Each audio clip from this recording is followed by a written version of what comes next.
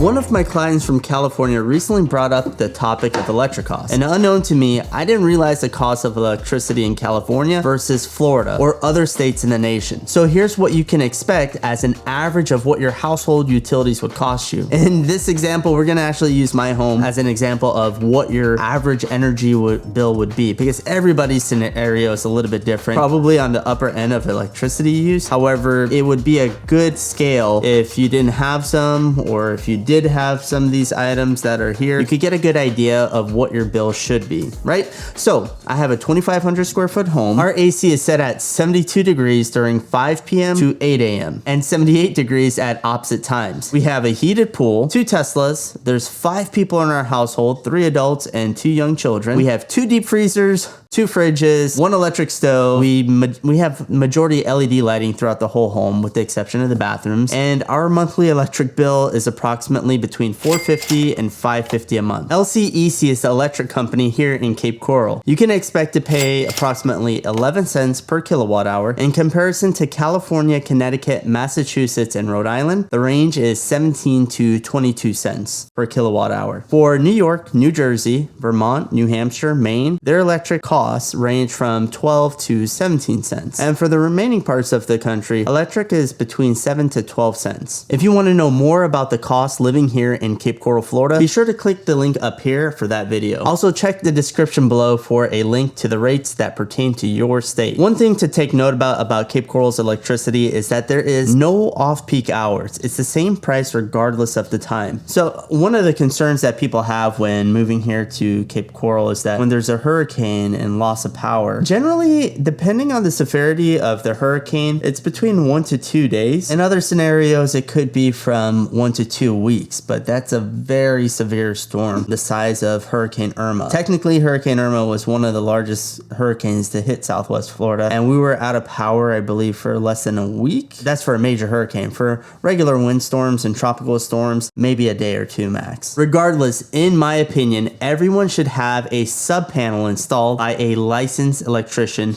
to plug in a generator. If you're on a well and the power goes out, you'll be in a situation where you'll have no water until that power comes back on. Having a generator can range from $500 to $1,000, or full system to where it's propane, you need a propane tank and that could power the whole home or whatnot. And those generally do run expensive, especially with the price of propane right now, and depending on the size of the tank that you get, and then the generator itself as well, and the servicing of it. This is mostly in the northeast or northwest parts of Cape Coral that has well and needs electricity to pump water into the home.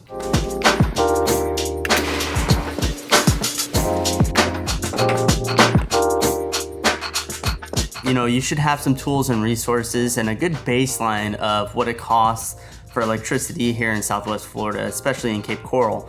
Saying that, I have those resources for you in the description box below for energy costs and things of that nature for you to do your own due diligence, just to get an idea to see if the electricity is affordable here in comparison to where you're at, and actually know what the cost of living looks like. Go ahead and smash that like button and click the subscribe button if you felt that I delivered value through this video.